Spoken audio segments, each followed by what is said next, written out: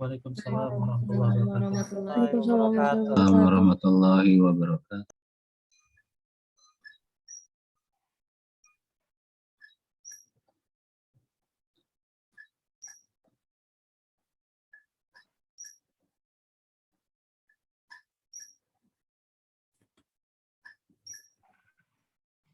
Ya, saya coba melanjutkan yang lalu.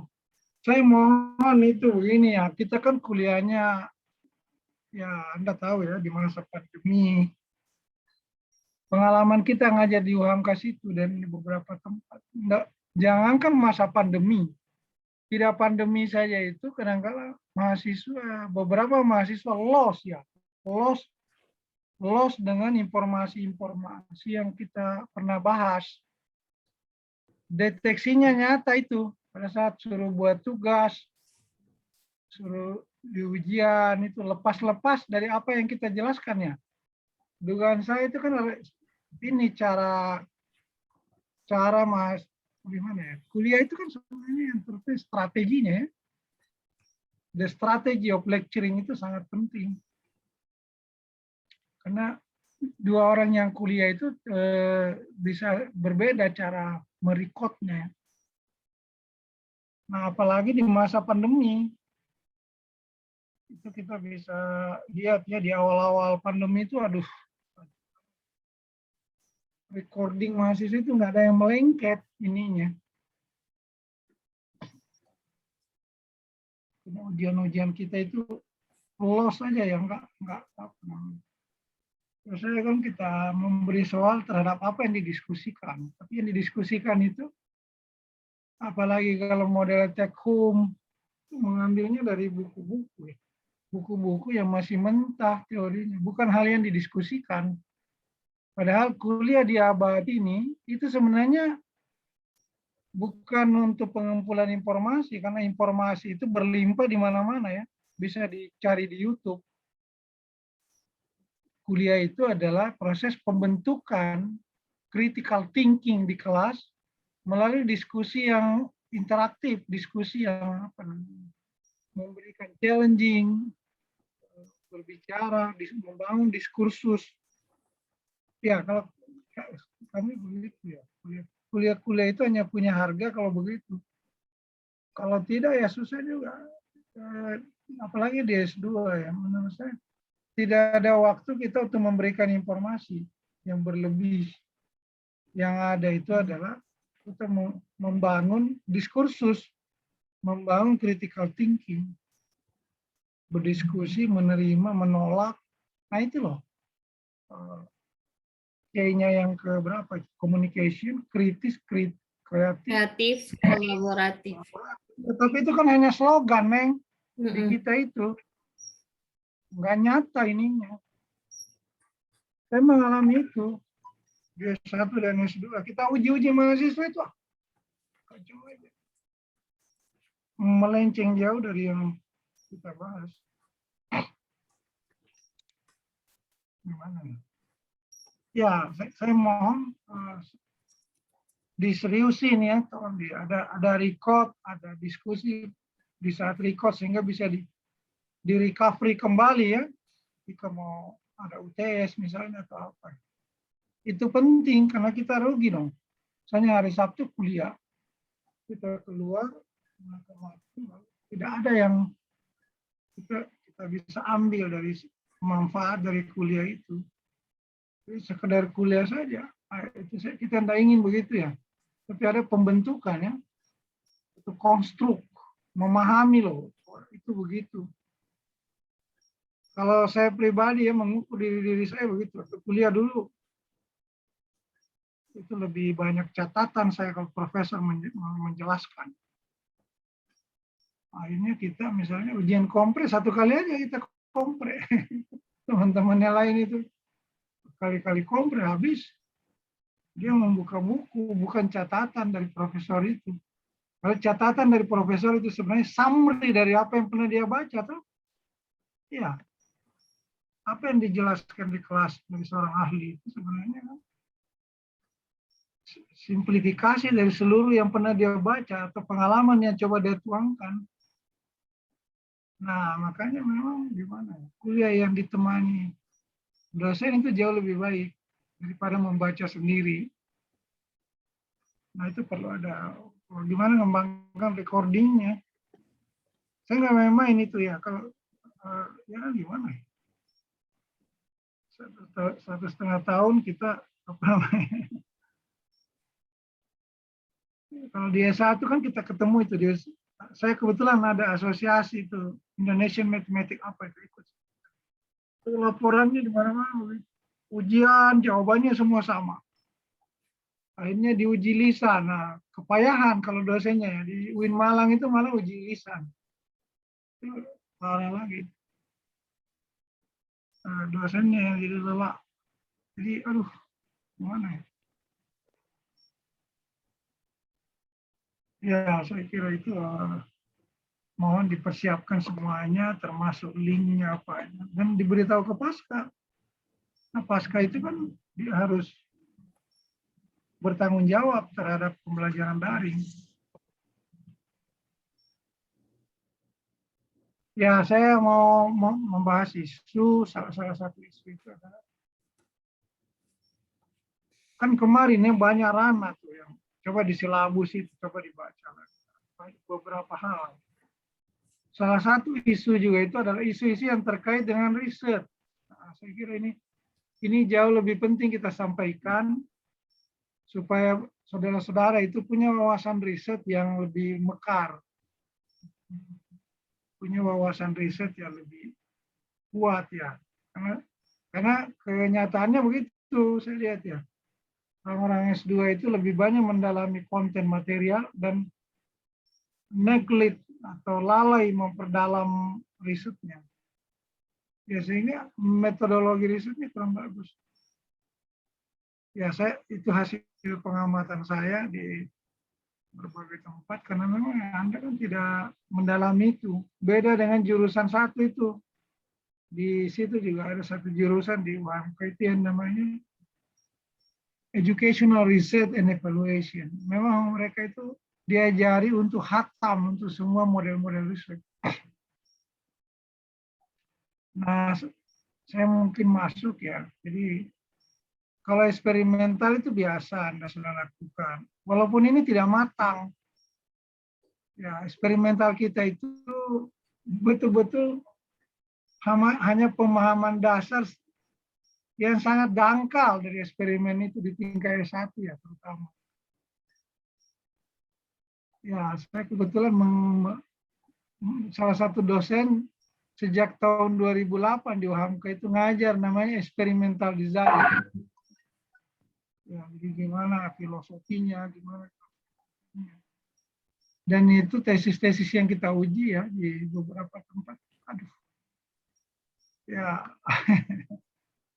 Jadi eksperimen yang sudah tua aja begitu di Indonesia itu jangan pikir pelaksananya udah bagus ya. Bagi yang memahami eksperimen itu sebenarnya jauh banget dari kriteria eksperimen yang betul-betul kita harapkan. Nah, sama juga PTK. PTK ini kita juga mengalami kesulitan walaupun sudah yang lama juga. Ya, saya coba menuangkan pengalaman saya misalnya. Saya itu termasuk PTK pelatih nasional ini. Dulu di ICMI. Kita pernah jadi pelatih. Ada beberapa madrasah yang kita latih, kita buat. Bahkan pernah juga menjadi penilai PTK untuk pengawas-pengawas kepala sekolah se-Indonesia ya. Di Dirjen Dikdasmen dulu ya. Tahun berapa itu di Puncak. Nah, pengalaman saya, PTK-PTK yang dilaksanakan itu tidak mencapai aras yang kita harapkan. Ya, gimana itu ya? PTK saya begitu. PTK kita itu sebenarnya hanya kuantitatif yang disederhanakan. Bukan itu inti PTK. Ya. Makanya saya dulu jadi kaprodi di UIN itu pernah kita ada kunjungan muhibah dari Malaysia ya. 10 orang mahasiswa kita yang membuat tes skripsi PTK disuruh kantor part. Jadi mereka mau presentasi 10, kita juga 10. Dari UPSI, Universitas Pendidikan Sultan Idris, Malaysia. Itu satu-satunya fakultas Universitas Pendidikan yang ada di Malaysia ya. Sudah tua, peninggalan Inggris dulu. Dan kita kelihatan betul itu kekeliruannya misalnya. Sehari jurusan IPA dan matematika. Nah, kalau matematika sih lumayan. Anak-anak di IPA itu misalnya, PTK-nya ada pre-nya, pretestnya, ada post-testnya, kan keliru. Pre dan post itu tidak ada dalam PTK. Kalau anak-anak kami juga presentasi, PTK kita itu dikritik habis-habisan dari Universitas Sultan Idris itu, karena kita hanya orientasinya kepada output, bukan inti daripada PTK itu. Hanya output, misalnya skor siklus 1 mencapai KKM, skor siklus 2 mencapai KKM. Memang itu inti PTK? Bukan.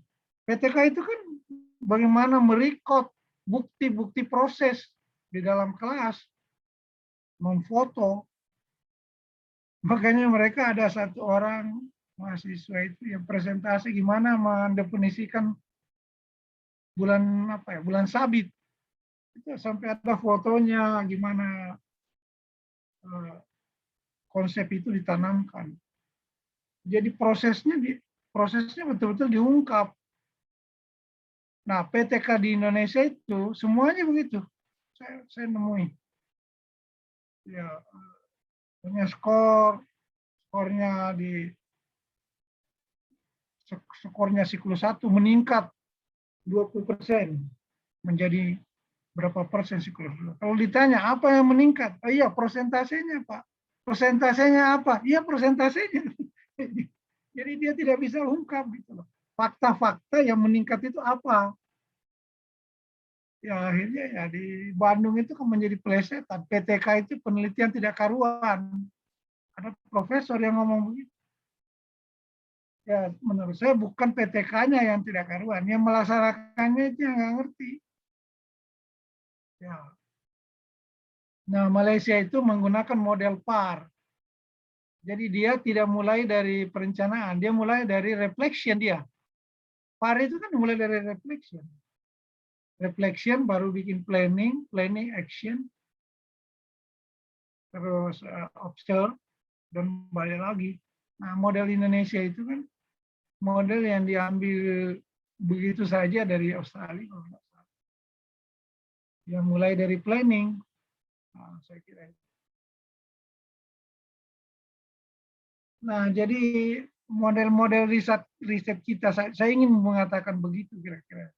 Model riset kita itu belum sepenuhnya dilaksanakan secara real ya.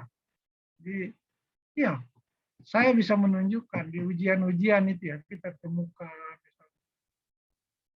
misalnya saja eksperimen pakai pre-post, sudah itu pakai gain score, apa begitu eksperimen. PTK misalnya hanya laporan kuantitatif mengenai peningkatan yang mencapai KKM. Itu kan sebenarnya penelitian deskriptif sebenarnya itu. Bukan PTK. Harusnya ada laporan proses di kelas. Laporan pekerjaan anak yang berubah. Ya.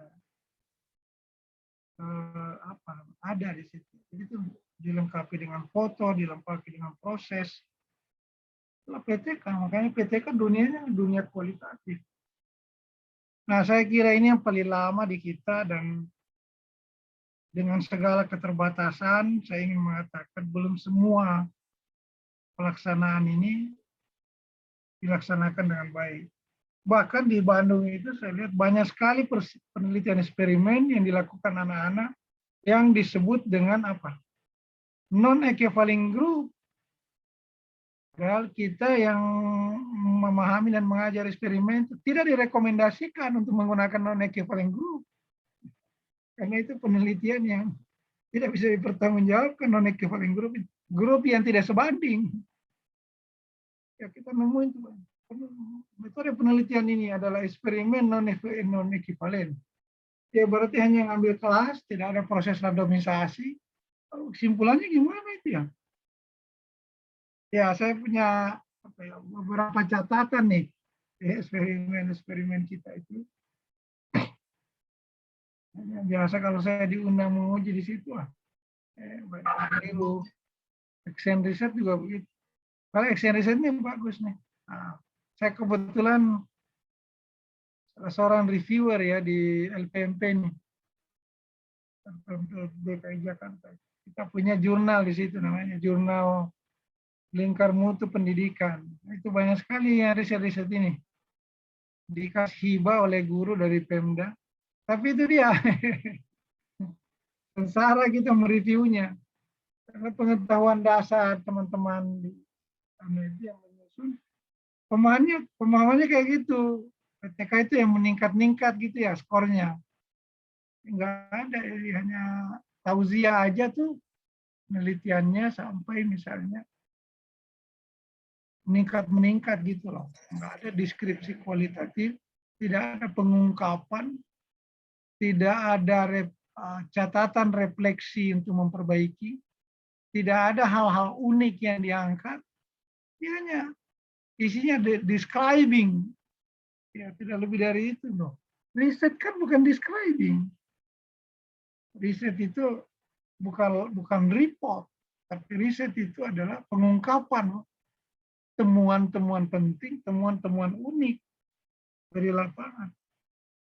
Ya, saya itu mungkin ya mulanya saya di sini karena ini yang banyak. Kalau ini ya saya yakin mungkin di kelas itu belum ada, terutama di UHMK. Ada satu Ibu Nurlaina itu ini developmental research, satu-satunya tesis dibuat bimbingan saya dengan Pak Yopi itu, dan itu agak lama dulu kita bimbingkan. Ya memang tidak diberdayakan atau S1-nya. Ya saya hari ini karena ini banyak sekali. Nah mungkin membahas ini meta analisis. Salah satu isu yang kita bisa pakai untuk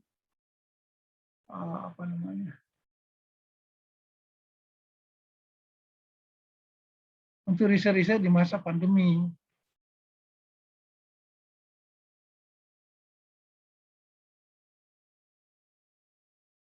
Mana ini? Warnanya jadi sesama putihnya.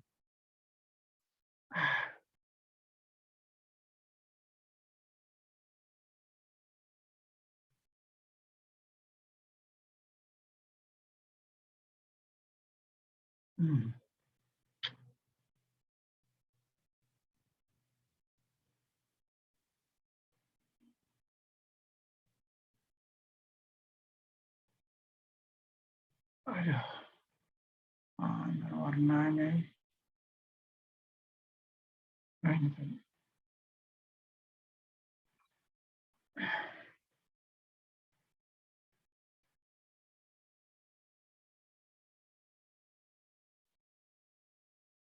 Ya, saya mungkin di sini nih, coba bahas itu.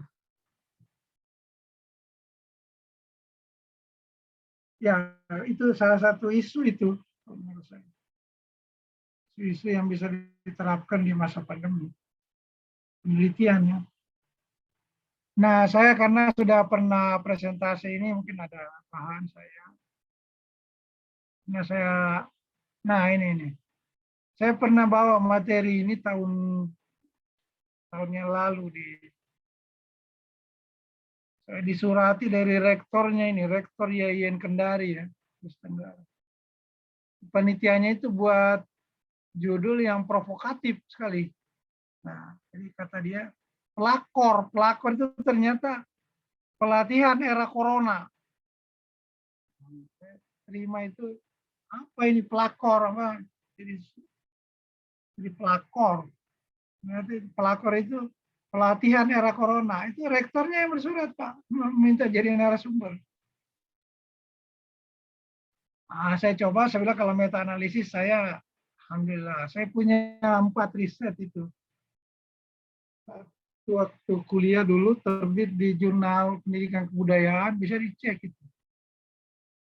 Kemudian yang kedua ada hibah ya, yang jadi buku yang saya sudah forward ke Bapak itu. Nah, sekitar 4 kalau nggak salah. Yang ketiga itu yang terbit di Jurnal Sinta 2. Saya juga sudah kirim ke Anda. Nah, saya ada jurusan biologi di tempat kami di UIN itu, minta tolong juga untuk dibimbing meta-analisisnya di masa pandemi. Dia riset-riset yang diambil dari Sinta saja. Karena S1 itu kan Sinta sudah cukup.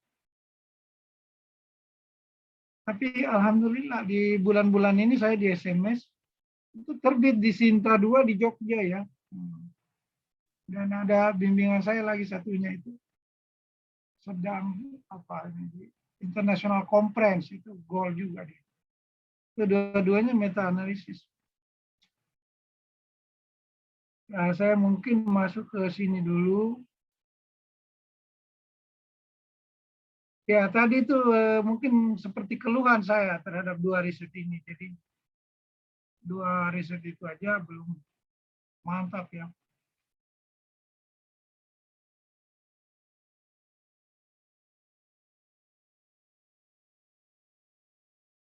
Ya, jadi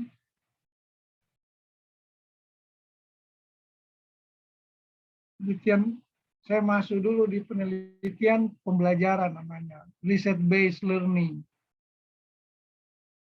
Itu apa cirinya ya? Cirinya itu ada berkaitan dengan proses pembelajaran di kelas.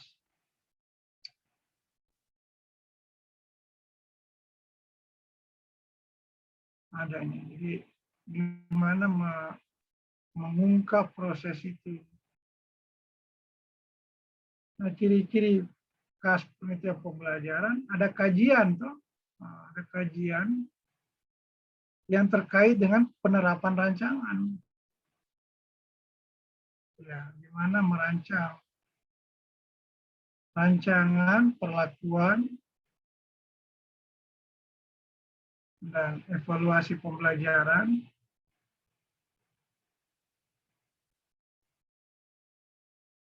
Nah, yang ditujukan untuk mencapai tujuan sebenarnya. Itu riset pembelajaran.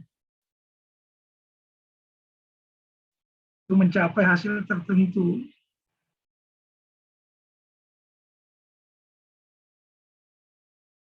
Sesuai karakteristik siswa ya, dan lingkungan. Saya kira itu riset pembelajaran yang paling lama itu adalah eksperimen, PTK tadi ya. Nah, meta-analisis di mana sih sebenarnya? Meta-analisis itu sebenarnya tidak terlalu terkait dengan proses. Nah, tapi itu pilihan ya menurut saya. Bisa salah satu alternatif untuk riset-riset di masa pandemi, kalau memang pandeminya masih bertambah. Kalau tidak pun juga bisa. Karena dia tidak ke sekolah atau dia hanya survei individual, mencari jurnal apa gitu. Nah, itu juga terkait pembelajaran sebenarnya. Nah, bisa terkait pembelajaran atau yang lain. Jadi sebenarnya saya belum bahas inti ini. Baru surveinya dulu ya. Mau bahas surveinya.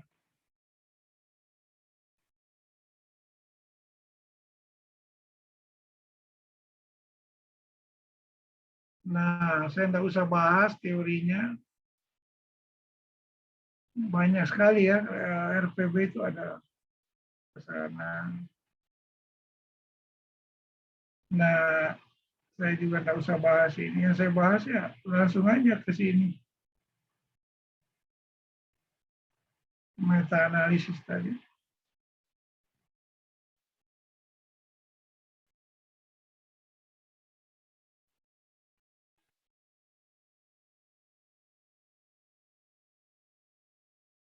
Nah, meta-analisis itu apa sih definisinya? Satu alternatif model analisis untuk menemukan, nah ini nih, intervensi penelitian. Jadi penelitian pembelajaran, survei tentang penelitian pembelajaran. Ya, ini salah satu yang saya kembangkan. Jadi meta analisis yang terkait dengan penelitian yang mengambil pembelajaran. Kalau nanti ada meta analisis bukan itu, nah ada, tapi bukan itu yang saya kembangkan. Ya ada sih. Satu model yang saya kembangkan itu ini nih. Mau melihat bagaimana kekuatan intervensi pembelajaran loh, ya, untuk meningkatkan hasil. Ya, jadi gimana kekuatannya itu, kekuatan metode-metode, kekuatan strategi, kekuatan model-model, kekuatan sekian banyak media yang dikembangkan. Dan apakah metode-metode yang diintervensi tadi itu cukup efektif ya untuk meningkatkan hasil belajar matematika misalnya, atau dengan berbagai tipe-tipe dari metode itu. Nah, itu saya kira yang ingin diakumulasi itu. Nah itu ada yang mengatakan, Anwar itu mengatakan meta-analisis justru teknik analisis, dia lebih kepada teknik analisis yang menggabungkan hasil-hasil dua atau lebih penelitian sejenis. Nah ini umum sifatnya nih, penelitian apapun. Kalau saya ini lebih ke sini. Jadi meta-analisis itu bisa untuk bukan eksperimen bisa, atau bukan penelitian pembelajaran bisa.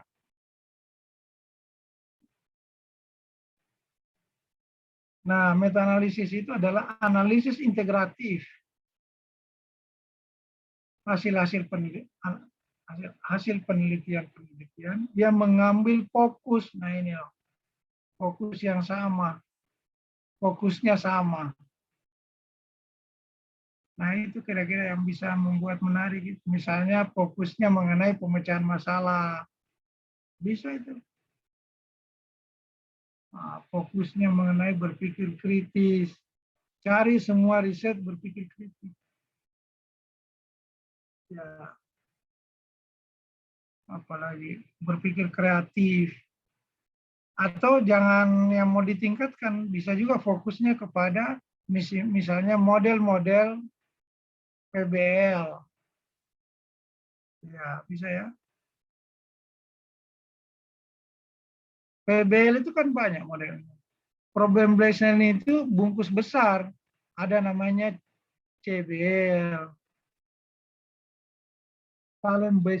challenging based learning. Ada lagi namanya conceptual based learning. Ada namanya content based learning. Apalagi ya, situation based learning. Itu riset yang kami kembangkan. Situation based learning, content based learning, kasus, case based learning. Ya toh? Itu semua itu PBL itu. Jadi bungkus besarnya itu ya bisa konten, bisa apa ya. Karena ini semua basisnya pemecahan masalah. Konsep based learning itu banyak juga diteliti. Gimana konsep-konsep itu. Challenging situation, kasus.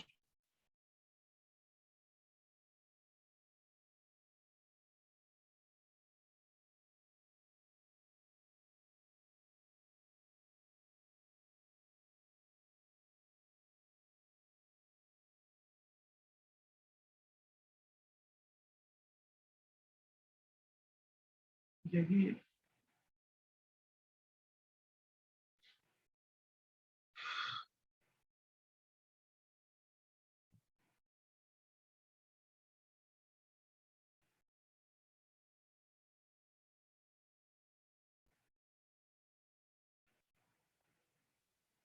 nah, saya kira itu.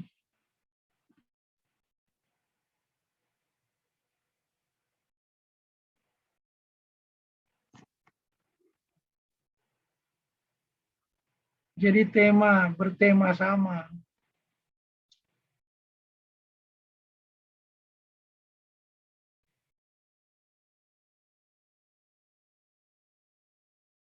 Ya, kan salah satu contoh kita itu sebenarnya itu tuh yang tugas saya, tapi itu terlalu sedikit,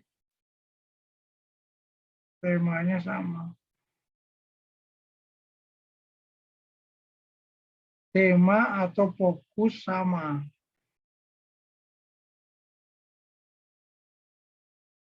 Nah, kemarin itu kan ada yang ambil apa itu? Blended apa namanya? Lupa saya. Blended learning kali.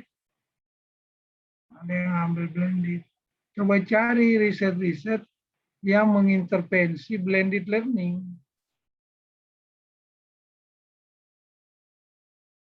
Bisa juga PBL. Nah, mahasiswa saya itu PBL loh, anak satu tadi yang terbit. Sudah mau terbit ke Sinta 2. Bisa juga misalnya critical thinking. Yang dilihat itu critical thinking.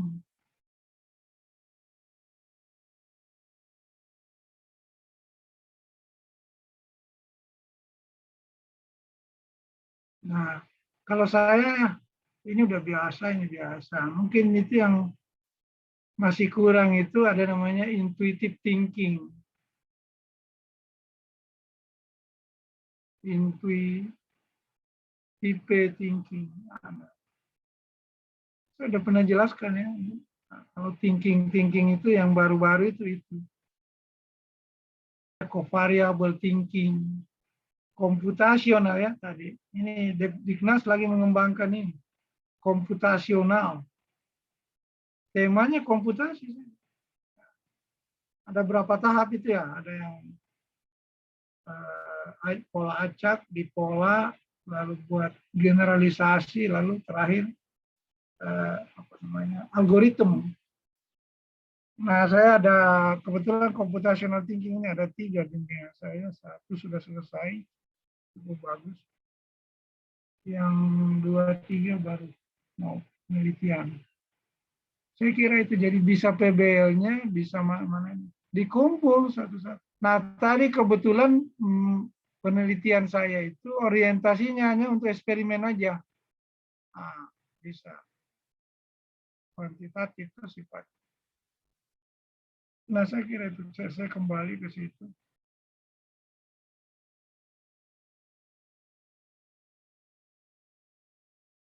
Mana tadi mengambil fokus atau tema yang sama.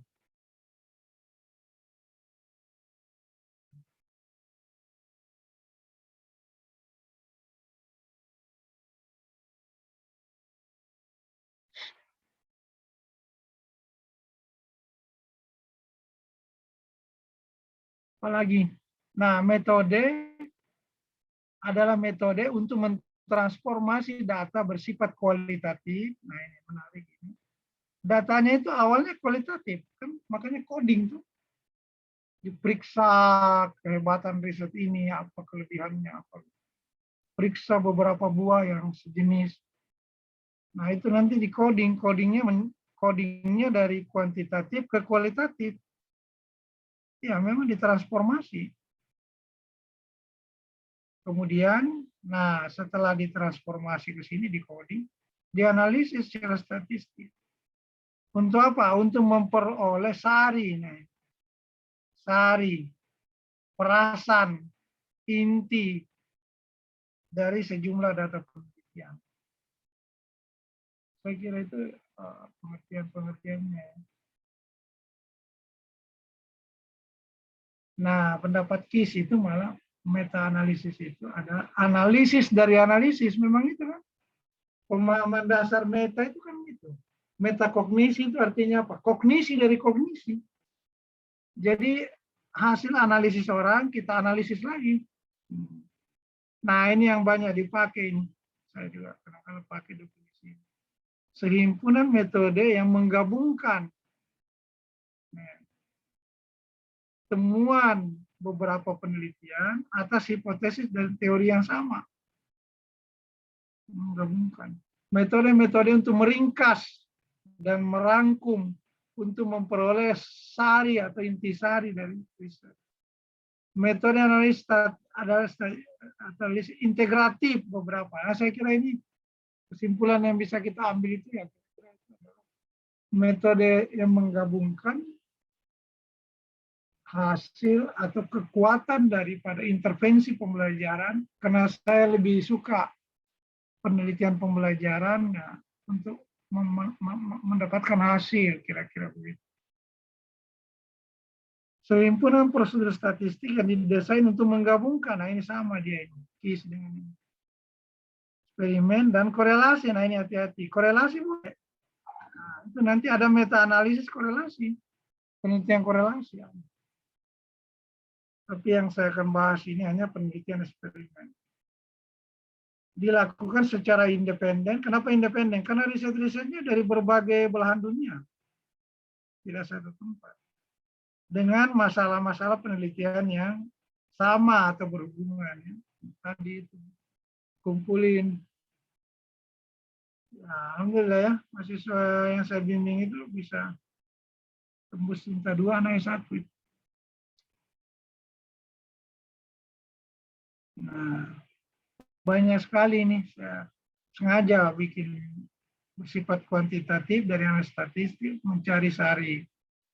Digunakan untuk mensintesa data, coba ya, menyimpulkan data pada kejadian tertentu, karena kejadian tersebut secara tipikal masih langkah-langkahnya dibutuhkan untuk mengakumulasi dan menilai resiko. Nah, itu tuh salah satu arti penting meta-analisis adalah, terutama di dunia kedokteran, ya menilai resiko.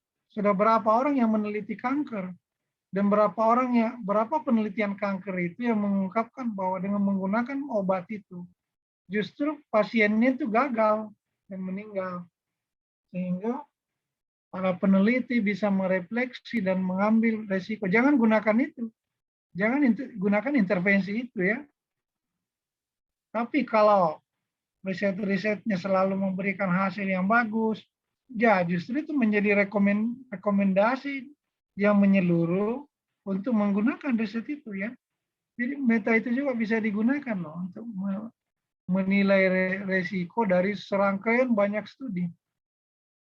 Nah, ini ada menggunakan angka-angka metode statistik, mengorganisasikan. Nah, coba bukan hanya mengorganisasikan, menggali sebanyak mungkin dari data yang diperoleh sehingga mendekati kesempurnaan, kekompresikan data secara keseluruhan. Ya, minggu lalu sudah saya bahas, kalau meta analisis itu mendekati riset randomized, no? Mendekati riset eksperimental sesungguhnya. Padahal dia sebenarnya hanya laporan-laporan yang dikompilasi, dianalisis lebih mendalam. Tapi itu oleh dunia para ahli penelitian dianggap nomor 2 setelah riset sesungguhnya ya. Oke, saya kira itu. Nah, banyak sekali.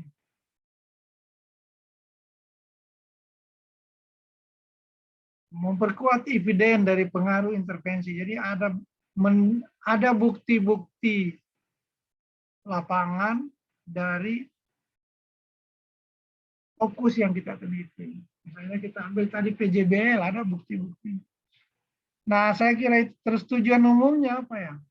Ada 4 tujuan dari meta-analisis itu. Pertama, sintesa penelitian mempunyai implikasi ketika penelitian dilaksanakan. Nah, jadi itu tadi yang saya jelaskan. Sintesa-sintesanya itu bisa langsung digunakan. Nah, misalnya resikonya terlalu banyak ya hindari. Jadi bermanfaat untuk riset yang segera akan kita lakukan. Yang kedua, apakah model yang seharusnya digunakan untuk menganalisis data? Nah, ini juga kita bisa menemukan bahwa model-model analisis data kita bisa lihat kekurangannya atau apa. Apakah analisis sensitivitas digunakan ya? Apakah analisis itu cukup sensitif untuk mengungkap bagaimana hasil-hasil penelitian diinterpretasi? Nah, saya kira dari satu riset ke riset lain coba diinterpretasi. Mensintesis data penelitian melalui meta-analisis pada dasarnya apa? Menarik konklusi, menarik kesimpulan umum dari beberapa hasil penelitian mengenai suatu pokok permasalahan tertentu. Saya kira itu tugas pokok dari meta-analisis. Menarik kesimpulan umum dari hasil penelitian mengenai suatu pokok permasalahan. Nah, saya kira ada kelemahan. Nah, ini juga kita ungkap. Kelemahan meta-analisis itu adalah dia kan tidak meneliti, dia hanya mengumpulkan ya dan mengkompilasi.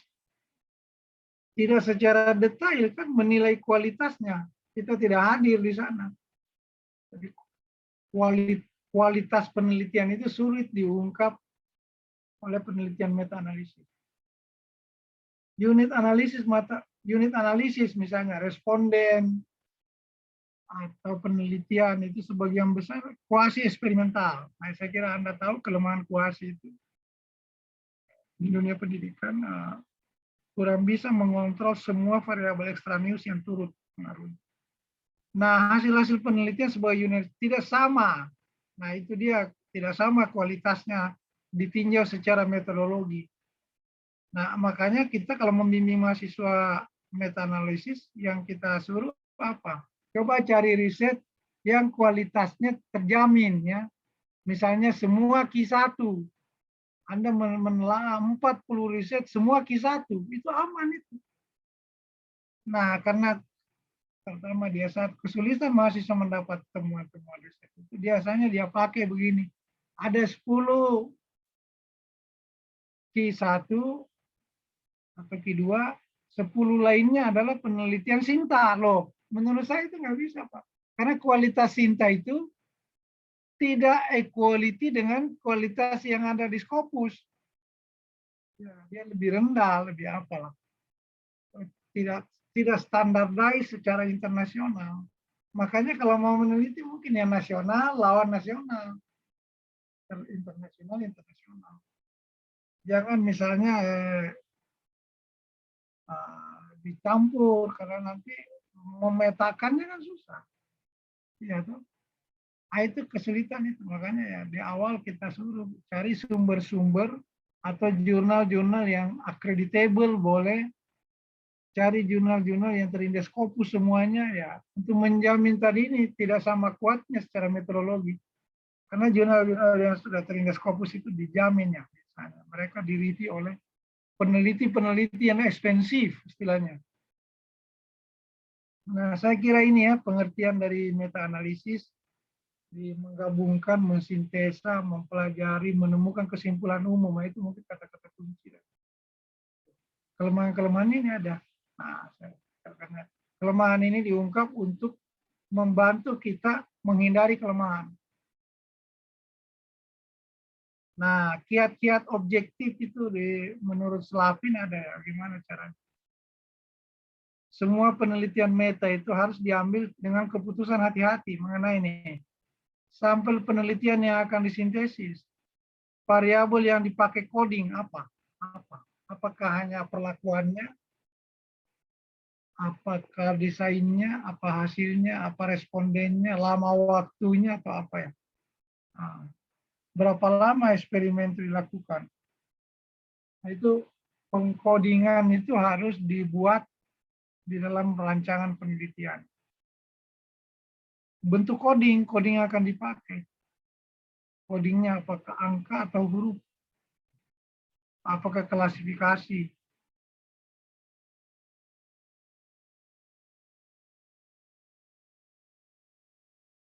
Nah, bagaimana menginterpretasikan informasi yang diperoleh dari penelitian-penelitian dalam hubungannya dengan coding? Nah, karena coding itu kan yang akan mengelompokkan. Fungsi coding sebenarnya tidak masuk ke dalam secara kualitatif. Nah, peran peneliti penting untuk mengeksplor isi dari riset itu yang setelah di-coding menurut variabel yang di-coding. Kalau bisa direplikasi, nah, verifikasi daripada meta-analisis. Maksudnya ya mungkin orang lain pakai coding A, kita pakai coding A lagi, apa benar nggak dengan penelitian yang lain? Nah, codingnya saya coba. Instrumen penelitian dalam meta-analisis itu disebut lembar coding atau lembar format. Nah, boleh begini, nama jurnal di coding, judul artikel di coding, rangnya ya. Kalau Scopus itu kan Science indeksnya, subjeknya juga di coding, bisa nggak? Ada SMP, SMA, ada mungkin perguruan tinggi, ada penelitian, ada apa ya? Nah, itu juga perlu di coding. Kalau jenjang aja ya bisa juga penelitian A di SMP, penelitian B di mana ya. Nah itu kira-kira gambaran untuk menentukan coding. Variabel independen kalau dia eksperimen apa? Apa variabel independennya, apa variabel dependennya? Ada nggak variabel moderator, misalnya gender, variabel lain seperti kemampuan awal, itu juga dipertimbangkan. Waktu ya, perlakuan. Berapa bulan eksperimen itu dilakukan? Ya, karena saya menemukan dari meta analisis saya tahun berapa? Waktu yang paling baik itu 2 bulan eksperimen. 2 bulan sampai 3 bulan. Ya. Ada yang meneliti di Rusia itu berapa setahun. Nah, itu terlalu banyak angin yang masuk kalau terlalu lama. Desain, dia menggunakan desain apa? Bisa juga lihat instrumen yang dia gunakan apa ya. Validitas, reliabilitasnya bisa. Nah, saya biasanya hanya, kalau lengkap ya banyak dong coding. Banyak coding yang dibuat. Nah, saya ingin perlihatkan misalnya riset saya yang terbit di Citaqua itu cara mengcoding gimana. Nah, coba. Ada 2 karena saya dulu melakukan coding menggunakan Cohen dan ada 1 riset lagi yang pertama itu menggunakan. Nah, ini yang pertama ini coding. Jadi coding kita itu nama peneliti, jenjang pendidikan SMA. Nih lah, 1 semester penelitiannya. Udah Jumlah kelihatan, subjek Pak. Apa tampilannya, Pak? ya bisa dilihat itu dengan mata hati.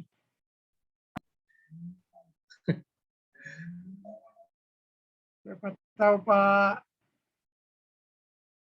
apa namanya ini Pak Karim bisa lihat dengan mata hati tuh. Jadi nggak perlu perlihatkan dengan ini zoom. Variabel bebasnya apa? Cell explanation, problem solving. Terikatnya ini.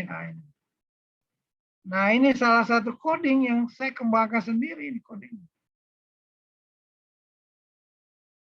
Nah, pendekatan berbasis problem solving. Kelompok eksperimen, nah ini apa yang dia berikan. Menggunakan ini dengan ini nih. Beberapa hal. Kelompok kontrolnya ada. Nah, ada juga. Nah, ini efek size-nya, Pak. Ini yang paling mudah ini. Cuma rata-rata kelompok eksperimen, dikurangi rata-rata kelompok kontrol, dibagi standar deviasi. Ya, saya kira ini ya. Ada, kalau tidak salah ini hibah tahun berapa saya menang ini. 4 bulan, 122 orang. Nah, saya kira itu. Hyung ini riset jurnal internasional SMP 2 minggu 10 hari aja penelitian. Nah, variabel ini individual personal computer based instruction. Saya kira saya perlihatkan aja secara sepintas. Ini yang disebut dengan metode GLASS ya. GLASS itu Glass and Hopkins. Nah, saya kira itu ada sekitar berapa itu. Semua jurnal internasional itu. Nah, buat rata-ratanya agar bisa dilihat. Oke ya, ini nanti ada apa ini lupa. Nah, ini artinya apa ya kalau diartikan rumus ini? Itu kan magnitud rata-rata kelompok eksperimen dengan ini. Kalau dia positif artinya apa itu, Mas? Ini kalau positif. Kalau dia positif artinya kelompok eksperimen itu jauh lebih tinggi rata-ratanya dibanding dengan kelompok kontrol. Artinya perlakuannya ini ada efeknya. Nah, Pembandingnya kenapa standar deviasi kelompok kontrol? Iya, itu menurut Glass itu pembaginya. Oleh karena itu nanti makin kecil pembaginya kan makin besar ininya. Nah, bukan kelompok eksperimen pembaginya, justru kelompok kontrol itu yang menjadi pembagi. Ya ini nih skor-skor ini, ini berapa item ya kita buat berapa. Jadi satu penelitian itu kalau penelitian luar negeri yang saya temukan ini, itu banyak sekali subnya. Nah itu dia kalau Sinta, pengalaman mahasiswa saya meneliti Sinta, cuma 2 skor, 3 skor. Lebih mudah selesainya, tapi temuannya kan tidak ramai. Nah ini ada nih beberapa ya dihitung. Ya saya kira ini satu ya metode Glass itu coba saya kembali. Di mana dengan metode yang lainnya coba? Mana tadi? Ya. Coding. Ada lagi coding bukan internasional. Ya. Saya coba karena saya juga dulu dapat hibah coba meriset. Nah, ini juga belum kelihatan pasti ya. Kita harus keluar dulu. Agak repot juga ini. Mana tadi?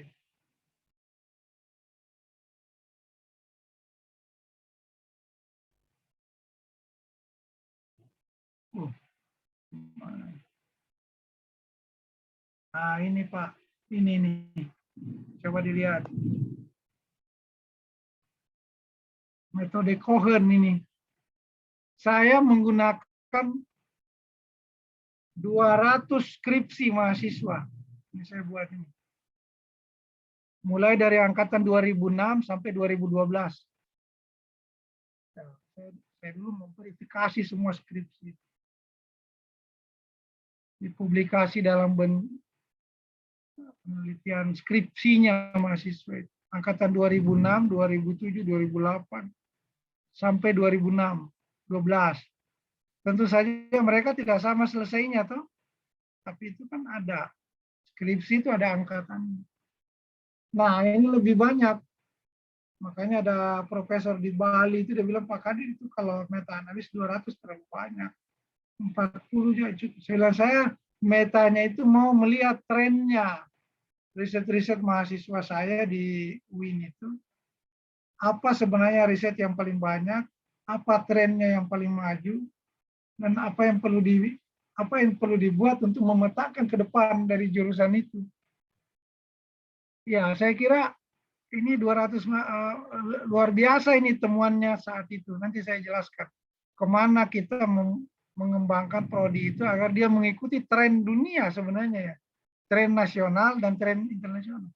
Nah ini karena skripsi hanya ini aja Pak. Nggak terlalu banyak codingnya. Ini hanya nama peneliti, sampel, desain variabel, kelompok kontrolnya apa. Nah ini dihitung memang. Nah pakai rumus efek size. Itu ada di buku saya Pak. Ini. Yang edisi ketiga itu semua rumus di buku saya itu mau yang parametrik, non parametrik ada efek size-nya. Ada rumus efek size-nya. Ya, coba-coba. Bukan mau promosi, tapi ini buku paling banyak dipakai di UN jadi program dokter. Mungkin masih. Coba di dalamnya itu saya mencoba mengintroduce adanya efek size untuk sumbangan statistika kita ya. Bagaimana statistik bekerja. Coba masih ada nggak? Oh itu di Gramedia mungkin masih ada buku saya. Oh, coba.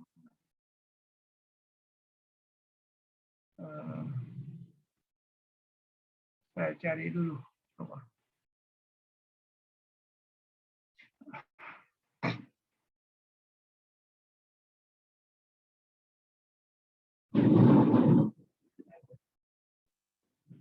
Terutama yang edisi ketiga mana? Mungkin ini.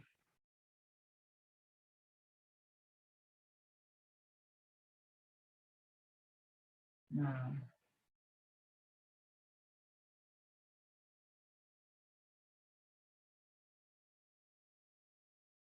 coba di open image.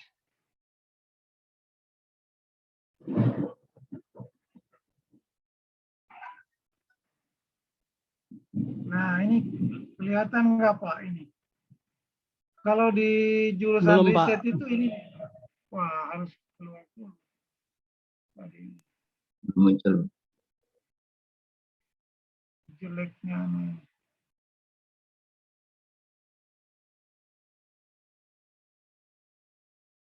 Ini Pak, buku ini nih. Nah, ada di sana itu. Ini buku saya sudah divalidasi oleh pakar di, ada namanya EOR, European Organization Research Treatment Cancer. Nah, justru di orang biostatistician itu yang memberikan ini, mengantar, katanya itu bagus untuk pendidikan Pak Kadit. Itu sebenarnya konsep-konsepnya bisa juga untuk berlaku untuk ini di dunia biostatistician namanya di Belgia ya. Nah di dalam tuh Pak banyak, setiap rumus itu saya coba. Jadi ada yang effect size meta effect size kan intinya nanti. Nah, bisa dicari itu yang edisi ketiga. Kalau edisi kedua belum semua. Siapa ya? Saya kira itu tadi itu ya. Saya balik lagi di sana. Mana-mana. Ya ini ya, ada 200. Nah, menghitung efek size-nya begini. Bisa juga rumus lain yang bukan efek size. Ini bayangkan ini 200 Pak, lama ini memverifikasinya. Tapi karena dapat hibah ya kita itu apa namanya, untuk orang-orang yang memverifikasi dan menghitung ya kita berikan insentif. Dan itu sudah terbit ini. Ada di Sinta 2 atau yang saya kirim ke Pak. Nah, saya lanjut mungkin ke sini. Mau lanjut gimana sih tadi itu. Nah, ini Pak, saya lanjut lagi. Nanti kalau ada pertanyaan silakan aja. Ya, tadi ini sudah coding. Nah, kekuatan boleh dari nanya, Pak. meta-analisis. Ya, silakan. Baik Pak, tadi kan di paparan itu sangat bagus dan memang sebelumnya saya juga tertarik banget sangat tertarik dengan model meta analisis. Nyari-nyari buku pun memang agak susah ya. Kalau nggak tahu kalau buku Bapak ternyata ada gitu. Nah, efek size-nya Pak, rumus efek size-nya yang di buku saya. Kan kekuatannya di efek size. iya Pak. Iya. Nah, saya coba kemarin bikin jurnal dan saya postkan di Sinta 2 dan memang saya mengalami kesulitan ketika menghitung mencari data standar deviasi karena banyak jurnal yang terbit di Sinta 2 tetapi tidak dijelaskan masalah effect size standar deviasi, bahkan ada jurnal yang nggak menampilkan berapa jumlah kelas eksperimennya, berapa jumlah kelas kontrolnya, jadi hanya disebutkan rata-rata sekian gitu.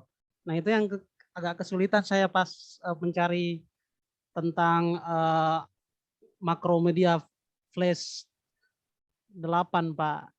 Itu cara ngatasinya gimana Pak ya? Itu tadi yang saya katakan kan di awal. Riset-riset eksperimen kita di Indonesia itu, mohon maaf, tidak semua orang atau tidak semua peneliti eksperimen itu benar ininya, pelaksanaan eksperimennya. Misalnya, masa tidak ada kelompok kontrol kelompok itu? Itu yang dia temui mahasiswa saya juga. Dia bawa ke saya, makanya tahap pertama itu verifikasi. Dia kumpul, bayangkan itu mahasiswa yang sudah mau terbit itu 60 Pak. Dan saya verifikasi ternyata hanya 20. Hanya 20 yang memenuhi, yang ada efek size-nya, yang ada apanya, yang ada rata-ratanya bisa dihitung kan. Terpaksa peneliti harus menghitung ulang. Iya, karena ternyata dari jurnal-jurnal yang ada di Indonesia itu, implementasi eksperimen itu bermacam-macam ya. Nah, dugaan saya ya pembimbingnya mungkin tidak terlalu paham eksperimen sehingga misalnya ada jurnal yang kayak saudara bilang itu hanya pendahuluan, deskriptif, tidak ada uji hipotesisnya. Kacau. Ada lagi jurnal misalnya tidak jelas eksperimen, kontrol dan itu ya. Tidak ada rata-ratanya, hanya narasi aja. Itu ditemui. Nah, itu memang verifikasi, Pak. Makanya tadi sebelum membuat coding harus dilihat. Yang kalau misalnya Sinta 1, Sinta 2-nya ada 60, apakah bisa dipakai semua? Situ peran pembimbing untuk menilai. Itu juga waktu diuji skripsinya mahasiswa saya itu kan ya. Kebetulan itu mahasiswa biologi yang lucu itu. Justru bukan mahasiswa yang ada di prodi saya. Nah, mungkin karena lihat tulisan saya sudah terbit, saya dipakai jadi pembimbing satunya. Kaprodinya mantap Pak Kadir aja yang lanjutkan. Tapi temanya bagus ya, diambil PBL sama apa. Saya di SMS ke bulan ini kayaknya. Udah tembus Pak. Oh iya bagus lah. Nah itu Pak kasus yang diambil. Malah mahasiswa itu ada yang lucu tuh ujian itu 60-nya itu dia lampirkan. Sehingga ditanya lagi sama pengujinya, ya mungkin juga nggak ngerti itu kenapa ini 60 ada, cuma 20 yang ini. Nah, kalau mahasiswanya belum mengerti ya saya bilang, kalau perbaikan nanti kasih tahu. Oh 60 itu hanya 20 berapa? 30 yang jadi itu hasil verifikasi karena tidak memenuhi ininya. Tidak memenuhi untuk meta analisis. Saya kira itu Mas. Jadi caranya ya diverifikasi di awal. Pembimbing dan apa namanya? Kalau bisa minta orang lain yang memahami ini yang layak, ini tidak layak gitu loh. Seperti saya nih kasih tugas ke Bapak, itu kan harusnya saya lihat eksperimen enggak atau bukan itu. Karena yang lalu-lalu itu begitu. Karena kita ngomong begini aja di kuliah, di mata kuliah. Akhirnya mahasiswa juga ada yang, aduh banyak sekali ya beda-beda. Maksud saya di jurusan eksperimen tuh, saya suruh cari eksperimen, yang dia ambil itu R&D. Jadi mahasiswanya nggak ngerti ya, itu makhluk apa itu yang diteliti.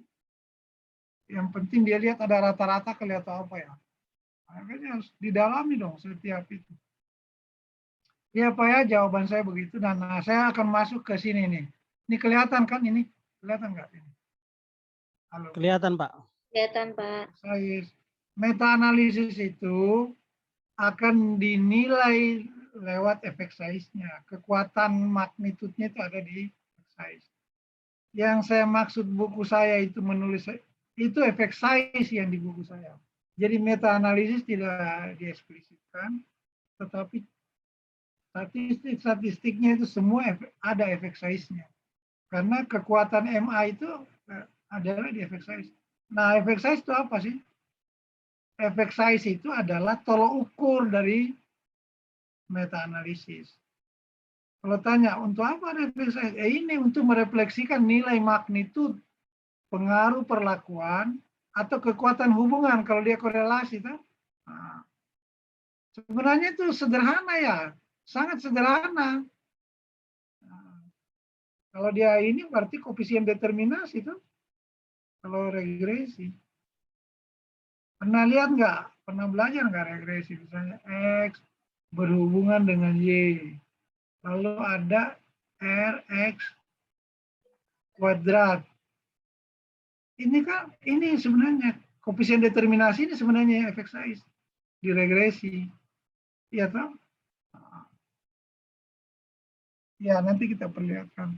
Kalau ANOVA eksperimen nggak begini. Nah, regresi itu kan kalau nggak salah rumusnya sigma XY X kuadrat koefisien determinasi.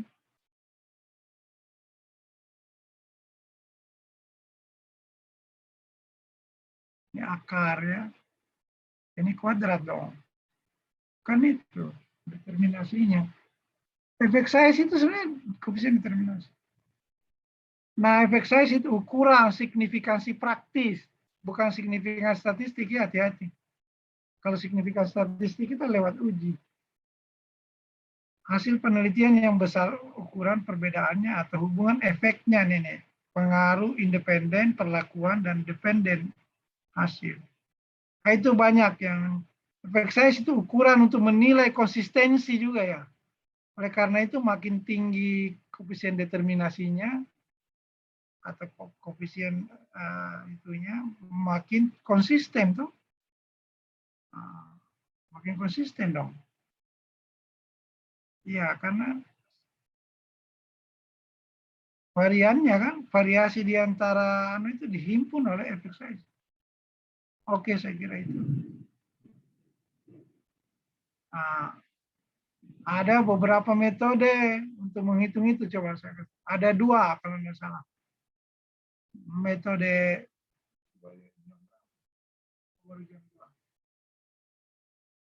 ingatkan jangan terlalu lama ya kuliah. Ada metode-metode yang dikemukakan oleh Rodental, Coover, Glasses, Cohen. Nah, saya udah pernah pakai ini dua ini. Metode efek size itu sebenarnya kalau di kelompok kan hanya ada dua ya. Ada namanya metode rata-rata distandarisasi. Itu tadi yang punyanya Glass. Dan ada metode koefisien determinasi. Atau yang menunjukkan proporsi varian yang dapat dijelaskan. Berapa besar sumbangan perlakuan terhadap hasil. Itu proporsi namanya. Nah, ini contoh rumus. Standardized, jadi perbedaan mean yang distandarisasi. Saya kira biasa ya. Ini Anda pernah temukan tuh. Nilainya ini tersebut D atau gain ya. Gain. Kalau sampelnya bebas. Nah, itu kalau hanya dua kelompok ini ya. Di dalam uji T itu kan ada uji T bebas dan ada uji T berkorelasi. Nah, misalnya kelompok eksperimen diberi inquiry, kelompok kontrol dikasih metode drill. Lihat hasilnya ya. Perbedaannya itulah yang kita sebut dengan ini loh, efek size-nya. Gimana kalau hanya satu kelas, walaupun tidak direkomendir. Nah, satu kelas berarti pre dibanding post. Ada ya, rumusnya juga ada. Nah, ini uji T sebenarnya. Nah, ini. Catatan, simpangan baku gabungan, ini yang di bawah. Dapat menghasilkan estimasi yang akurat hanya jika varian antar kelompok homogen. Saya kira itu. Makanya perlu ada uji homogenitas juga. Kalau kelompoknya nggak homogen, itu sebenarnya ini sensitif sekali digunakannya. Ini.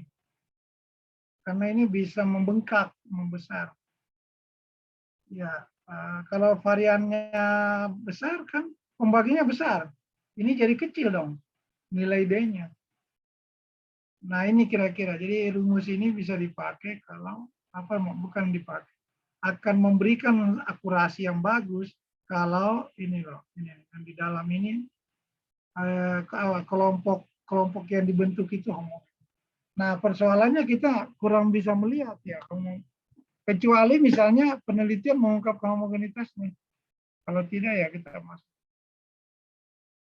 Nah, apalagi ada metode kedua. Nah, ini juga saya sudah teliti.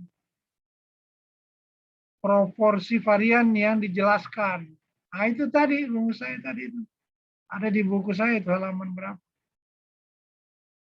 Nih Pak, sebenarnya itu koefisien varian. Saya udah buktikan rumus, saya udah turunkan rumusnya. Ini loh. Kan judulnya itu eta ini tuh, kalau di bahasa Sundanya ini kan eta. Ini bahasa Yunani begini, eta namanya. Sebenarnya itu tulisannya ya. Nah, itu namanya eta. Eta square. Di huruf Yunani itu ada dua yang bersumber dari Indonesia ya. beta dari Ambon, dan eta dari Bandung. Ini yang kita sebut sebagai eta square.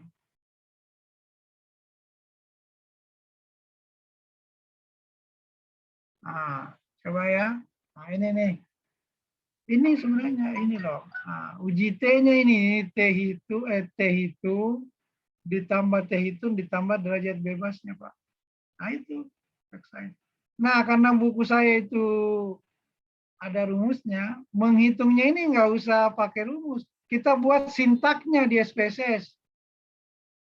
Nanti saya kasih lihat, oh tapi bukan di sini ya, saya ajar eksperimen. Di kelas eksperimen ini kita bisa munculkan, Pak. Nah, ketik saja sintaknya itu eta square, itu muncul sendiri lewat software.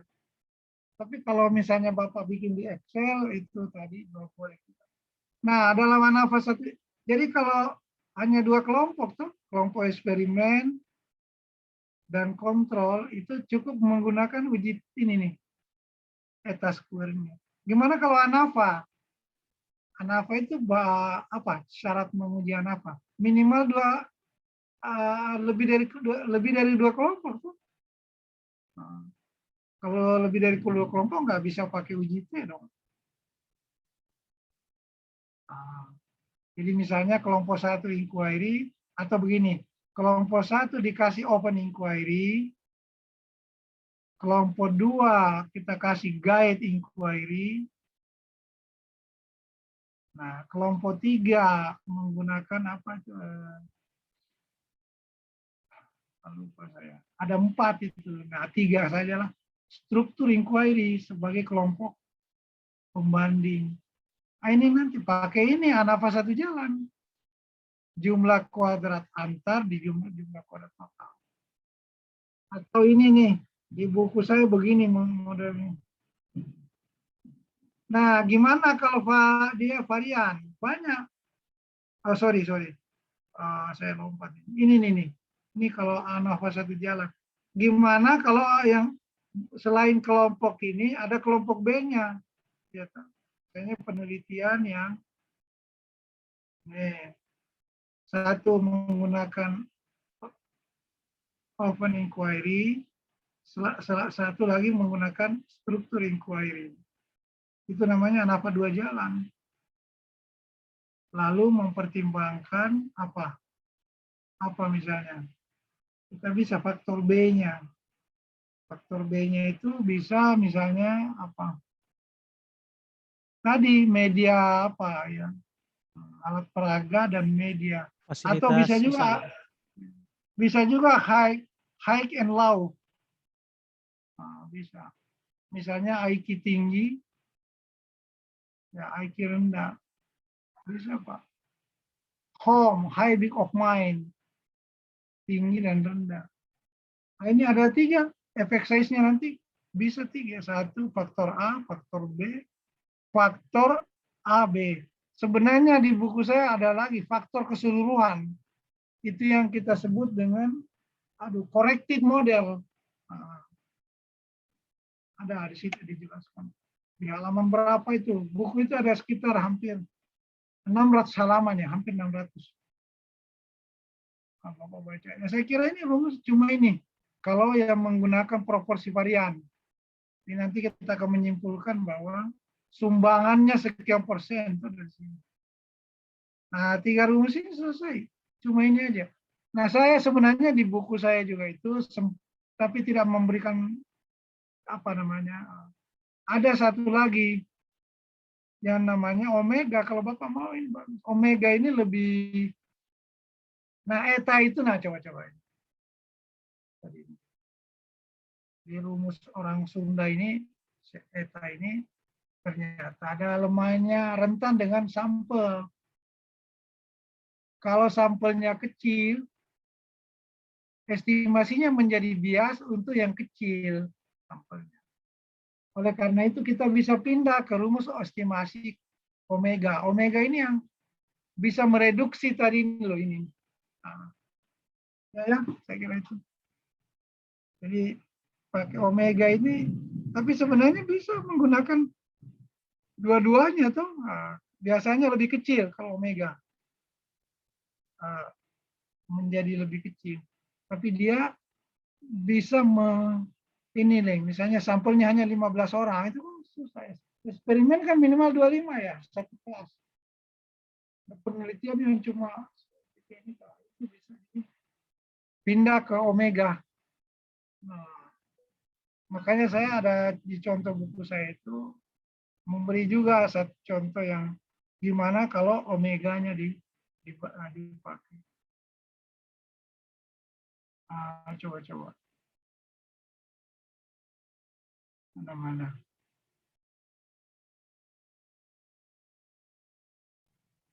Ya, oke, habis. Apa lagi? Coba.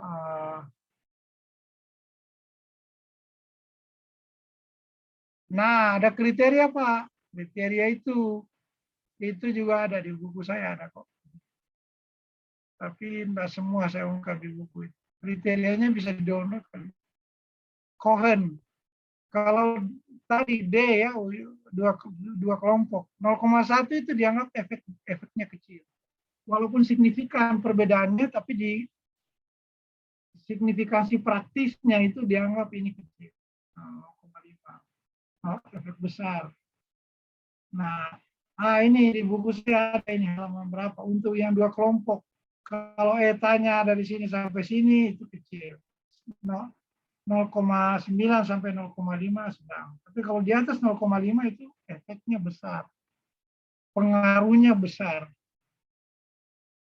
Nah, Cohen menggunakan ini.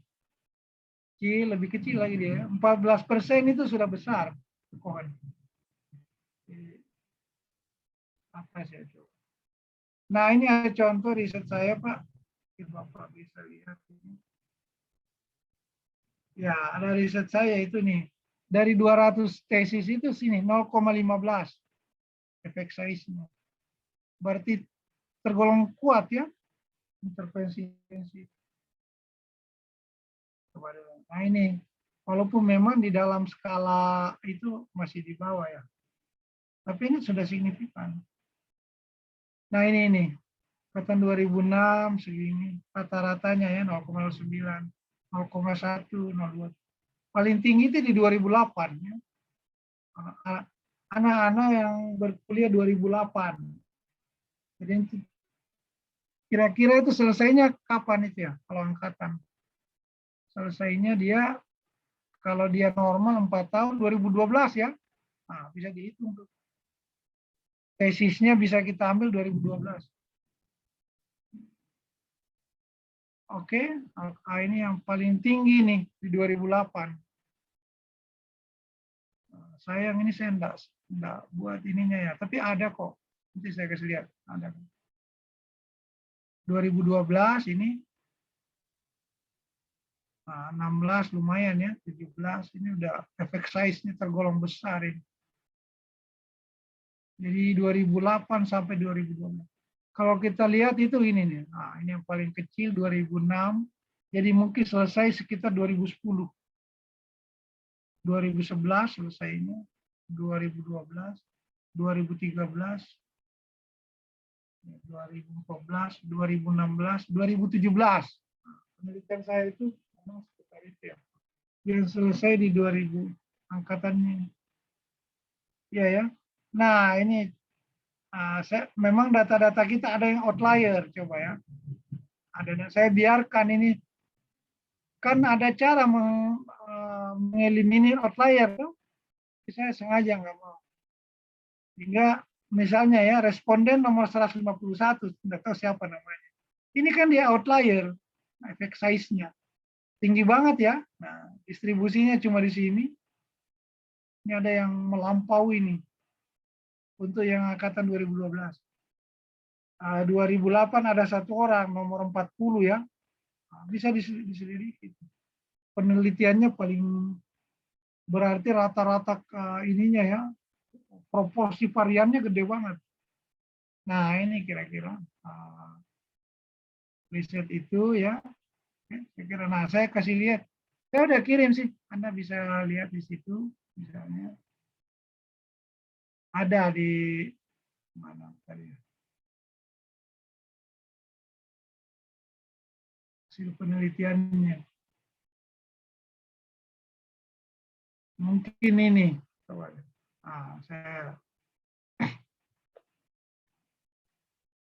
Ini Pak risetnya. Ini kelihatannya. Halo? Kelihatan, Pak. nggak ini? Kelihatan Ya, yang sudah. Enggak, Pak. Ini Sinta 2 ini yang terbit 2017. oh, yang kelihatan masih yang tadi, Pak, yang hasil penelitian Cohen 1988. Itu dia tadi. Karena Bapak belum menggunakan ini ilmu laduni. Udah kelihatan ininya tuh. Ini ya. Nah, ini riset saya, Pak. Ada terbit nih. Sebenarnya ada satu lagi riset saya HIBA itu HIBA 2017 dua sebenarnya. Satu publikasi mahasiswa dalam bentuk tesis dan yang kedua riset dosen. Dosennya tuh cuma 30 size dia. Nah, itu hari belum dipublish sampai sekarang. Mahasiswanya aja.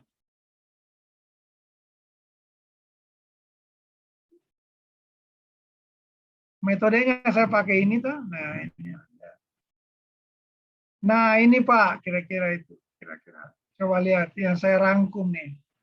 Jadi saya itu merangkum,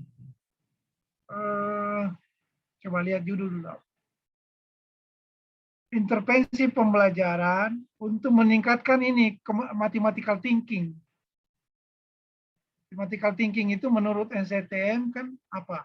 Memecah masalah, apalagi berpikir kritis, berpikir kreatif. Nah ini, coba kita lihat ini. Kelihatan toh?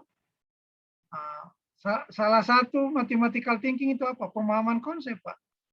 Understanding, conceptual understanding dengan representation. Coba ya, yang ambil conceptual understanding itu yang sifatnya pendekatan. Coba ya, yang menggunakan pendekatan.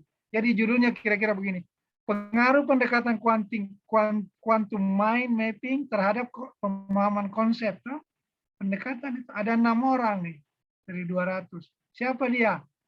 Yang mengambil quantum mind mapping, yang mengambil pendekatan problem solving analogi, yang mengambil konstruktivisme reak, brain based learning, ya coba saudara, konkret pictorial abstrak, dan 6. Ada 5 yang menggunakan intervensi metode. Jadi pengaruh metode ini dengan ini. Ada 16 yang menggunakan model. Ya, model elaboration, model konstruktivisme tipenopik, model learning. Ini loh Pak. Jadi sebenarnya Bapak itu dengan membaca jurnal saya ini, Bapak itu bisa mikir riset-riset mana yang masih sedikit gitu loh Pak. Untuk Bapak teliti. Karena hasil riset saya ini akhirnya saya dulu yang sudah banyak itu saya tolak, pindah ke yang lain karena sudah terlalu banyak. Misalnya yang ini kan banyak sekali, sudah elaboration, yang heuristic V, nah, yang menggunakan multimedia baru 4 orang. Ya, saya kira itu.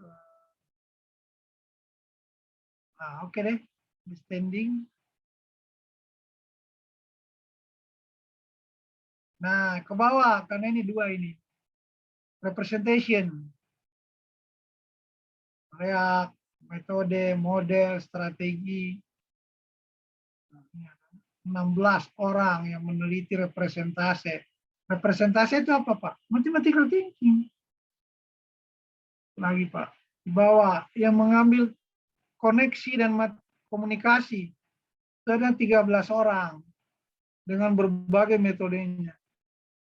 Yang mengambil communication. Nah, ini kan ada 22 itu. Makanya ya sudah termasuk banyak. Misalnya. Problem solving itu sudah 19, problem posing sedikit. Nah, itu makanya saya dulu tuh jadi kaprodi itu. Setelah saya kaprodi itu 2015 ya. Sampai 2019. Itu problem posing yang kita buat. Dan yang menarik adalah, saya kebetulan tesisnya problem posing, Pak. Disertasi. Saya ada bimbingan saya itu mengembangkan problem posing baru yang bukan dulu saya teliti. Yang nama problem posingnya itu interlock problem posing. Itu yang tertinggi, Pak. Jadi dulu Brain dan Walter mengembangkan, lalu ada Stionova dari Turki, dan ada yang baru problem posing itu yang namanya interlock problem posing. Ada mahasiswa saya itu pengaruh interlock problem posing untuk meningkatkan kemampuan berpikir, untuk meningkatkan kemampuan penalaran statistika. Ada statistical reasoning. Ada, Pak. Nah, ini dikit, kita arahkan ke sini lebih banyak. Kalau yang lain-lain itu banyak, Pak. Iya, Pak ya. Nah, paten. Ada lagi critical, reflective. Nah, ini. Yang creative thinking itu 21 ya, critical thinking itu ada 24. Nah, sebenarnya yang sedikit reflektif. Yang menarik nih. Reflective thinking itu sebenarnya gabungan antara kreatif dan kritis. Jadi John Dewey ya mengembangkan ini. Nah, masih dikit. Mungkin Bapak nanti kalau mau meningkatkan reflective thinking, menarik. Oke deh, saya kira ini. Ada lagi apa yang umum sifatnya intuitive thinking, baru 2 orang. Makanya saya setelah penelitian ini kita dorong anak-anak untuk intuitive thinking. Algebraic thinking itu berpikir aljabar malah 1 orang saat itu. High order thinking banyak sekarang ya. Nah, ada 4. Nah, saya tidak salah menemukan juga di sini riset yang terbanyak itu sayang sekali datanya enggak ini. Ya umumnya eksperimen.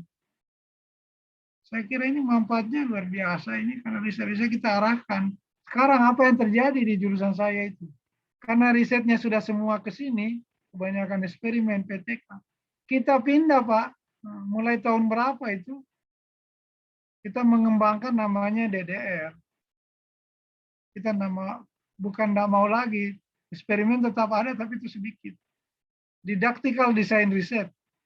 Dikembangkan oleh Prof. Didi ya. Prof. Didi Suryadi. Ini Pak, awal-awal kita membimbing mahasiswa begini, dosen aja nggak ngerti. Ya mohon maaf ya, saya itu membaca buku berbulan-bulan dan coba kami kajul kaprodi mendeliver ke dosen-dosen itu. Saya mohon maaf, tidak semua juga dosen paham. Bahkan ada kadang-kala mahasiswanya yang lebih paham karena sudah baca bukunya. Jadi dulu saya itu halus sekali saya punya saran. Saya bilang, saya bikin ini Pak, masa saya itu bikin template untuk riset-riset. Saya di metodologi itu saya ajari ini. DDR itu kita ajari di metodologi. Bikin template-nya. Template DDR begini. Kamu nanti ajuin judul bahwa di masa saya itu jurnal. Minimal 2 jurnal, nasional sama internasional bawa. Kalau kita latih. Nah, nanti bikin template sederhana mungkin 5 halaman. Setelah itu kita, oh ini Mbak bisa diteliti. Di template itu isinya desain, rumusan masalah, teorinya apa, desainnya apa, udah gitu kerangkanya. Itu belum bikin proposal Pak. Jadi ada namanya apa ya? Istilah saya dulu itu dari kaprodi semua yang tentukan. Jadi di deliver nanti ke tim yang kita sebut komisi ahli. Jadi orang-orang itu kita sudah tandai dosennya. Saya dulu begitu. Enggak semua dosen itu saya kasih membimbing. Kan dosen bukan malaikat, dia tahu semua sesuatu, bukan Pak. Kita ke prodi yang tahu, oh ini Bapak bidangnya tentang ini, kita kirim ke sana. Tapi walaupun begitu, ada juga kasihan mahasiswa itu yang terhambat. Nah, makanya dulu saya selalu memberi saran, itu jurnal kamu kalau pergi bimbingan sama dosennya. Ini kasih satu nih, kasih kerangka ke dia. Kasih jurnal yang kau baca, yang kau sudah summary. Maksud saya itu satu Pak, agar pembimbing dan dosen mahasiswa sama-sama belajar, gitu loh. Itu yang saya tempuh. Bikin semua. Jadi sebelum bikin proses, kerangkanya dibuat. Kerangka kedua apa, Pak? Saya datangkan ini Pak Didi. Saya datangkan Pak Didi, Pak. Kasih workshop dosen-dosen itu. Itu tahap 1. Berapa kali anak buahnya Pak Didi yang disertasinya DDR panggil. Kita 4 kali. Nah, ini kita membimbing, kita juga ada perbedaan yang mendalam ya. DDR itu kan 3 tahap ya. Ada 4, learning obstacle, kemudian ada apa sih namanya, retrospect, metapedagogika, dan ada prospect, metapedagogika. Nah, itu risetnya menarik ini Pak, karena risetnya berbasis materi. Materi yang gimana sih, misalnya begini, bagaimana sih belajar limit yang sesungguhnya itu ya? Dari mana ke mana sampai kemana? Kan gitu materi. Kalau ajar bilangan negatif itu harusnya mulai dari mana ya? Nah, itu DDR. Pindah ke DDR. Saya ini nggak puas dengan ini, karena ini banyak perdebatan. Sekarang DDR menjadi risetnya kita di sana yang termasuk yang bagus. Di samping DDR, saya juga memanggil ada namanya desain riset dari Belanda itu loh. Itu penulis bukunya saya datangkan, namanya Pak Ruli, Dr. Ruli. Itu disertasinya tentang ini. Diajari kita, tapi mohon maaf, skripsi di tempat kami ini sedikit. Desain riset itu hanya 1 orang ya. Memang riset S2 sih. Terakhir kita perkenalkan namanya SSR. Single Subject Research. Nah, ini saya ajari di kelas Pak, kelas metodologi SSR. Lalu di masa pandemi ternyata jadi pilihan. Masa pandemi ini yang paling bagus SSR itu. Penelitiannya ke siswa Jiptek. Nah, ada mahasiswa saya itu cum laude. Dia punya judul dia efektivitas challenging task. Efektivitas challenging task terhadap kemampuan HOT. Dia cuma meneliti 3 siswa. Siswa 1, siswa 2, siswa 1 ini IQ-nya 115, enggak sama. Ini 125, ini IQ-nya 130. Nah, itu diteliti sama dia.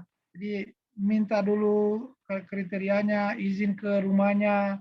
Saat itu belum pandemi itu mahasiswa saya. Masih biasa. Jadi dikirimi tugas, nah ada desainnya itu SSR Pak. Ada namanya desain ABA. Jadi dikasih dulu tugas 5 sesi, hanya tes saja. Terus ada namanya, jadi itu disebut baseline. Baseline, intervensi, baseline. Nah, coba ya. Pada saat baseline dikasih itu anunya, pengajaran challenging task-nya. Tapi dites juga di akhir.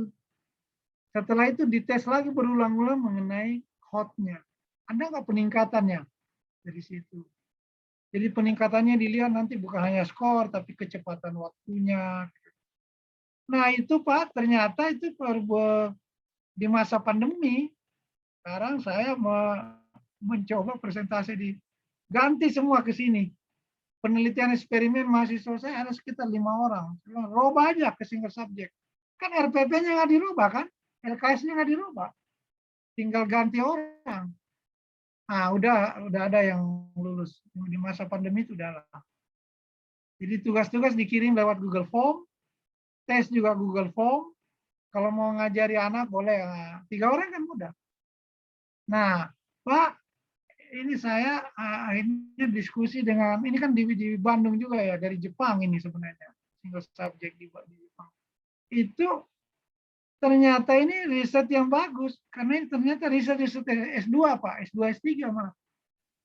Karena menelusuri anak sampai ke akarnya ya, kenapa dia menyatakan itu, kenapa tidak bisa. Nah, saya ada, mungkin minggu depan saya bahas ini, salah satu isu. Kenapa Bapak tidak mencoba meneliti ini? Single subject. Ya, itu dulu orang berkata itu riset S3 di UPI itu karena dalam tuh 3 orang itu mau di apa? Nah, laporannya nanti 3 orang. Kalau makanya siswa A itu ada siswa di temuannya menarik di sini, Pak. HOT itu apakah HOT? Kalau menurut taksonomi Bloom, HOT itu kan mulai dari analisis, evaluasi, dan apa? Creation tuh, creation. Di antara siswa ini ada yang menarik. Kalau tidak salah ini siswa yang paling cerdas. Dia itu tidak mau kerja soal ini. Kerjanya tidak selesai. Yang dia kerja ini malah yang C4-nya, apa yang C6-nya. Nah, yang menarik siswa A-nya ini yang lengkap. Yang IQ-nya 115. Siswa-siswa cerdas itu kadang-kadang tidak terlalu suka yang dia cari yang ke atas, Pak. Temuannya anak itu. Ya, nanti minggu depan mungkin ini saya bahas. Saya kira ini ya yang akibat riset saya yang sudah full begini ini di jurusan saya. Pindah ke sini. Jadi kami di sini sekarang, Pak. Apakah ada yang menulis, misalnya R&D, apakah tetap meneliti? Ada, saya juga memberikan. R&D yang dirubah, uji coba terbatas namanya. R&D-nya tetap jalan. Jadi termasuk R&D di sini. R&D, tapi yang saya sebut dalam menurut saya R&D plus, R&D modifikasi. Di uji coba ke siswa itu bukan kelas, karena di masa pandemi. Ada yang namanya uji coba terbatas saja, 6 orang, 5 orang. Ya Pak ya, saya kira di jurusan saya itu ini sekarang, desain ini belum ada, hanya 1 orang. Saya ingat betul ini karena saya yang membimbing. Dia itu judulnya apa ya, bikin papan catur apa gitu, tapi berdasarkan etno. Risetnya sangat bagus. Sayang sekali cuma 1 ini, enggak. ASSR banyak sekarang. Ini yang R&D modifikasi ya, banyak. Mereka hanya bikin prototipe. Saya kebetulan kemarin di situ di jurusan ada yang mengajukan kemarin kita nguji ya proposal di matematika cuma 2 orang. Salah satu yang mengajukan itu namanya Pak Yana. Itu mengambil riset saya, model Kadir yang mau dia kembangkan. Tapi dia intervensi pakai ini, Android ya. Tahapannya pakai Android. Nah, menurut saya bagus tuh.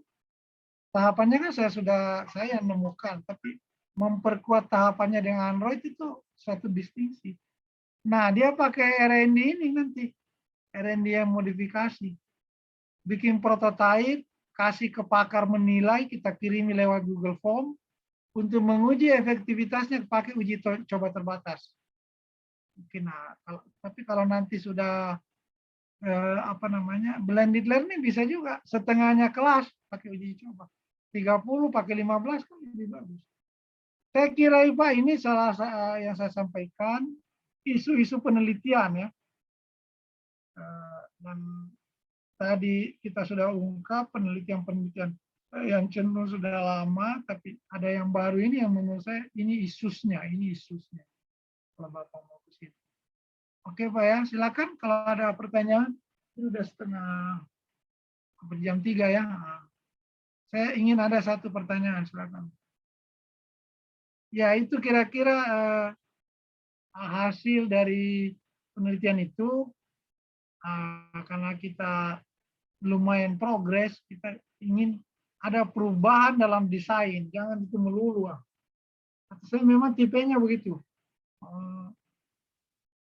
Dulu misalnya skripsi saya itu waktu saya kuliah di Sulawesi, kayaknya orang pertama tuh yang meneliti 4 variabel. Sampai dosennya bilang jangan teliti itu.